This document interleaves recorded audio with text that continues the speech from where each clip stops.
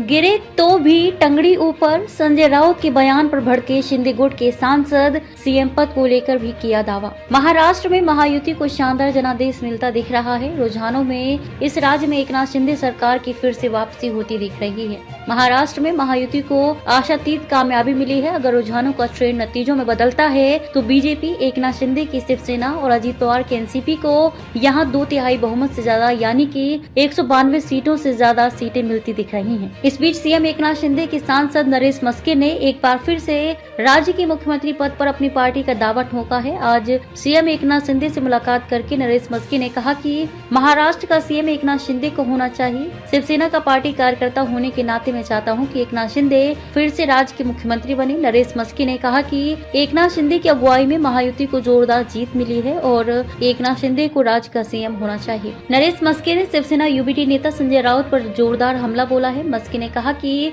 संजय राउत के पास बोलने के लिए कुछ भी नहीं है। संजय राउत गिरते हैं तो भी टंगड़ी ऊपर रखना चाहते हैं। आपको बता दें कि महाविकास अघाड़ी के नतीजों पर संजय राउत ने कहा है कि ये जनता का फैसला नहीं है बल्कि कुछ तो गड़बड़ है। राउत ने कहा कि इस प्रकार के नतीजे महाराष्ट्र के ऊपर लादे गए हैं। महाराष्ट्र की जनता का मन हमें मालूम है और ये हो ही नहीं सकता।